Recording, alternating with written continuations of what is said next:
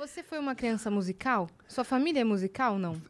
A minha mãe, ela tocava violino, né? Uhum. Naquela época, tinha uma época, o Vinícius falava, uma geração que casou, largou o piano. Porque antigamente, todas as meninas eram obrigadas a tocar um instrumento. Ai, que frase maravilhosa.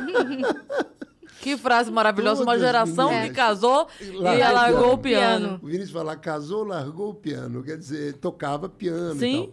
e tal. Então, é uma geração, minha mãe faz parte dessa geração, que as meninas tinham que tocar um instrumento. E ela escolheu o violino. E ela tocava numa orquestra de um Memory Perac, que era o pai do Léo Perac, que foi professor do Tom Jobim, meu professor também. Ah, ele foi seu professor também? Foi, um senhor. Eu estudei uma época orquestração e ele foi meu professor. E por coincidência, ele foi antes professor do Tom Jobim e de outros artistas e tal. Bom, enfim. E mas não foi por causa dela que eu comecei a tocar um instrumento.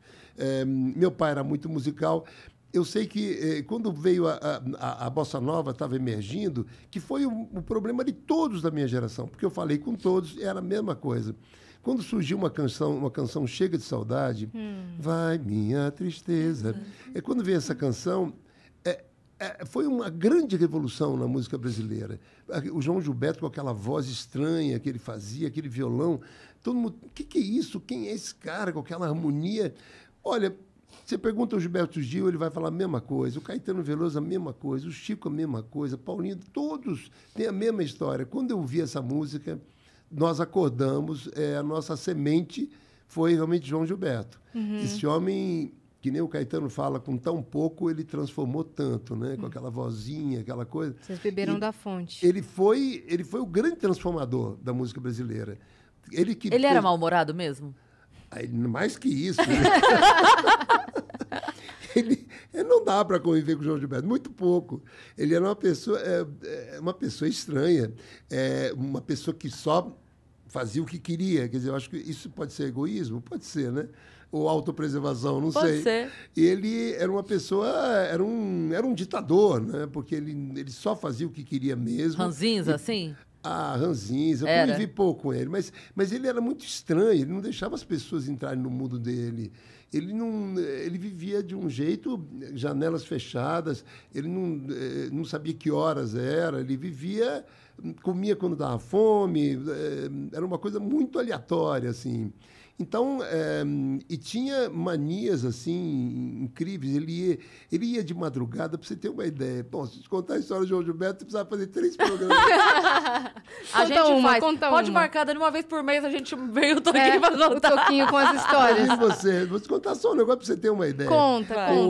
Isso a última mulher do Vinícius me contou, que é muito amiga minha. Ela foi numa churrascaria, estava no jantar, quando ela estava saindo, depois com um grupo e tal, ela ouviu uma voz assim num carro, Gilda. Ela falou, quem que está chamando? Ela viu um carro, um sujeito abaixado assim. Ela foi lá, era o João. Gilda, o que você está fazendo, João? Estou esperando uma comida que eu encomendei aqui e tal. Aí veio a comida, ele falou, entra aqui no carro, eu vou te levar no lugar. Aí eles estavam lá na Gávea, no Rio de Janeiro. Aí ele entrou com ela, foi andando, pegou a Niemeyer, começou a ir para a Barra da Tijuca. Aí, onde é que você vai, João? Não, é um lugar aqui perto. Foi para Pedra de Guaratiba, que era já estrada, já sem luz. Aí chegou num lugar que tinha uma banquinha assim, fechada. Aí ele parou o carro, ela até com medo, aquela escuridão. Ele chamou um tal de João, assim, em cima, num barraco, assim. Aí vem um negro, assim, forte, e falou... Ô, seu João, o sujeito falando para o João Gilberto. Mas não sabia quem era ele, não, é o seu João. Aí ele falou, eu vou descer aí. E a Gilda junto com o João Gilberto. Escuta bem. Aí esse sujeito desce, abre uma banca de coco, de coisa assim, e ali na estrada, aí o João tirou o violão e começou a cantar para ele coisas antigas. Uhum. E ele não sabia quem era João Gilberto. Ele sabia que esse tal de João ia sempre lá para tocar para ele. Ele gostava de tocar para esse cidadão, porque ele sabia ouvir, ele gostava de coisas antigas, ele cantarolava com ele.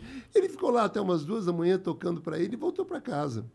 Então, você vê, E as pessoas pagando fortunas para ir ao show Quem dele. faria isso hoje? Quer dizer, ninguém, mas ele faz, porque aquele cidadão, para ele, era um ouvinte que era mais importante Sim. que qualquer... Sim, Era ele ia verdadeiro. até o cara. Ele Era um ouvinte verdadeiro. era um ouvinte verdadeiro, você vê, mas era o João...